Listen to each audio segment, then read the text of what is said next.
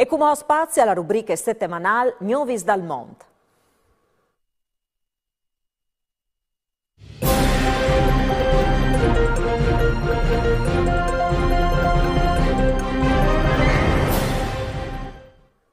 O virzin che spazi di Novis dal Mondo, dall'Argentina, in particolare di Mar del Plata, dove che domenica è stata fatta l'agno dal Forum dalla Comunità, una manifestazione patrocinata dal Ministero della Cultura argentino.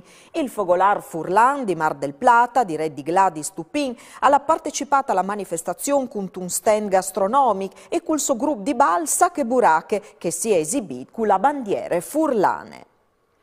E dall'Argentina si sposti in Lussemburgo che il presidente Stefano Milani, originario di Magnà, ha partecipato all'annual Festival des Migrations, anche in questo caso con un stand dedicato ai prodotti furlans.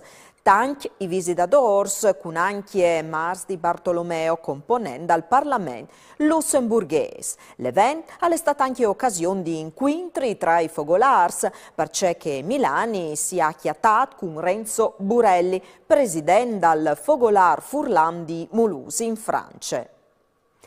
E restin in argomenti incontri, perché tra i dis passati si sono chiattati due fogolars furlans più vecchios di Duc. A Buenos Aires, che la famiglia furlane è stata fondata in tal 1917, sono arrivati in visita i componenti del fogolar furlan di Vignesi e dal 1914, che stanno al fasarà 100 di science di attività. E proprio di Buenos Aires non scrive che video di salute dai due fogolars.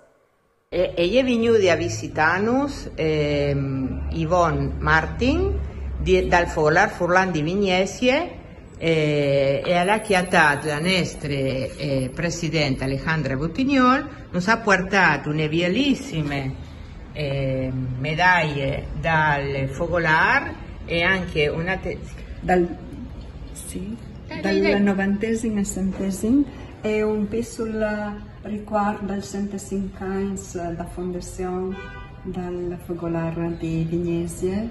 Con un gran piacere.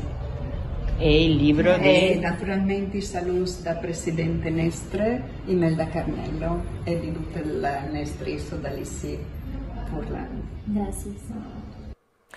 E per usgnot alle dut, domani Novis non sarà per da spazi alla trasmissione in diretta di Mortean di presentazione dalla tappe furlane dal Zir d'Italia e la Mortean Sapade in programma Vinars ai 24 di mai. Novis al torne dunque lunis di sere. Mandi e buone serate.